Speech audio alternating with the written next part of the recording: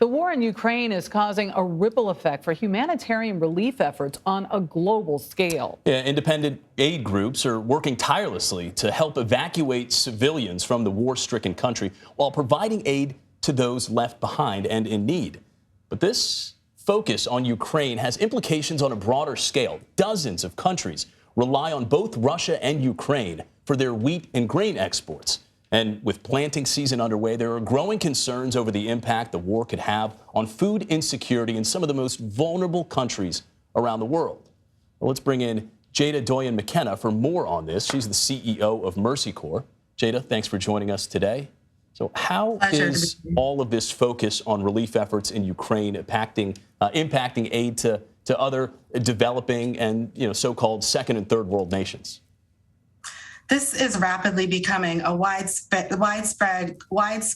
global food price crisis. Ukraine and Russia have been called the breadbasket of the world. Before the conflict, Russia and Ukraine accounted for 30% of the world's wheat supplies. And so now that the cornfields and the wheat fields of Ukraine have been turned into battlefields, we're seeing food shortages everywhere, an increase in prices, and even the little food that is getting out of the Ukraine now, the damage to the port in Mariupol is just, it's invaluable. So countries are scrambling to make up for those food imports, and consumers are paying dearly if they can afford it at all in the countries most in need of support and countries that were already struggling prior to this beginning. Yeah, oftentimes we don't notice or we don't think of the ripple effects like this. So what is the Mercy Corps doing to help people in Ukraine while providing aid to other folks in other countries of need? Yes, for certainly. So in the Ukraine, we are working with local organizations and providing assistance to those organizations to give money and supplies for food distributions, oil, baby food, things people need in Ukraine right now to survive and to eat while this is going on. Outside of Ukraine, in Poland and in other border communities, we are providing assistance to migrants with transport information, information on routes and where to go. And we are also supporting Polish organizations who are helping what we call third country nationals. So those are the different immigrants from African countries and other Asian countries that you see there, as well as other marginalized groups like the Roma people. Outside of the Ukraine, we were already before this seeing a major drought in the Horn of Africa and Somalia and Ethiopia. We already were supporting Yemen, one of the most fragile places in the world. And I just came back from a trip myself in Lebanon and Iraq, where we also do a lot of food security work. And let me give you an example of what that's looking like on the ground.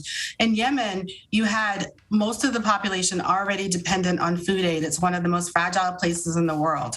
Since the war started, because of the cost of the food and also other countries diverting resources, aid resources to Ukraine away from Yemen, the World Food Program has had to halve the food baskets that it supplies to people. And in Yemen, we work with the World Food Program and give food rations to people. So now, before this war, we were giving away food rations that were meant to support 2 to 4 people. So now that same family, that mother is taking a food ration that's now meant for one, so their food rations have been decreased, and splitting it amongst an entire family in a country where multi-generational housing is very common. Tjada, you described kind of what we're seeing on the ground in some of these, developing nations and the ripple effect. How long is this sustainable for? I mean, what does this look like if this war continues and the food supplies are impacted, a few weeks, a few months from now? This is devastating, and it's not sustainable at all. And part of what's making it unsustainable is that a lot of foreign governments are simply diverting the aid that they had scheduled to places like Yemen or Venezuela or the Horn of Africa and providing it to Ukraine. So while Ukraine needs that assistance, these other countries were already vulnerable and still in need of that assistance as well. So to make this survivable for as many people as possible, we are going to have to see an increased financial response from donor countries and from individuals around the world, and one that really includes the global food fallout. Congress recently approved a supplemental for Ukraine. We're very happy with that. We are also calling on the U.S. Congress to create a supplemental emergency food assistance bill and funding for that, because this is a result of the crisis in the Ukraine, but it goes far beyond that. And we need to make sure that we are not creating more hungry people and more unnecessary deaths because of this. Yeah, the broad impact of war. It certainly is. Well, Tjada D'Oyen McKenna, we thank you for joining us, sharing with us this important information. Thank you for having me.